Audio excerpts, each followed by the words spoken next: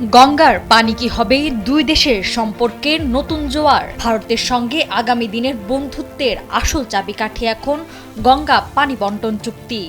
২০২৪ সালের উত্তাল আগস্ট পরবর্তী টানাপোড়েন কাটিয়ে দুই দেশ যখন আবার আলোচনার টেবিলে, তখন সবার নজর এখন গঙ্গার পানি বন্টন চুক্তির দিকে। সদ্য ভারত সফর শেষ করে পররাষ্ট্রমন্ত্রী খলিলুর রহমান এক সাক্ষাৎকারে মন্তব্য করেন, ভারতের সঙ্গে সম্পর্ক উন্নয়নে প্রথম পরীক্ষা গঙ্গা পানি বন্টন চুক্তি। দিল্লিতে ভারতের পররাষ্ট্রমন্ত্রী এস জয়শঙ্করের সঙ্গে বৈঠক ছাড়াও ভারতের জাতীয় নিরাপত্তা উপদেষ্টা অজিত দোভাল এবং পেট্রোলিয়াম ও প্রাকৃতিক গ্যাস মন্ত্রী হরদীপ সিং পুরীর সঙ্গে দেখা করেন খলিলুর রহমান।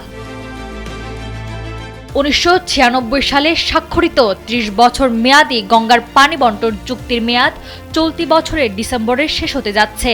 চুক্তি চলমান থাকা অবস্থায় বাংলাদেশের দিক থেকে শুষ্ক মৌসুমে পানি না পাওয়ার অভিযোগ ছিল।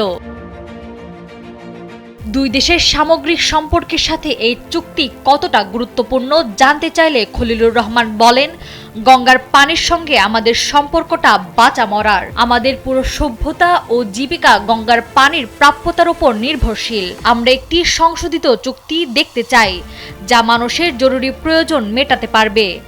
তাই এই গঙ্গার পানি বন্টনের উপর নির্ভর করছে বাংলাদেশের সাথে ভারতের সম্পর্ক।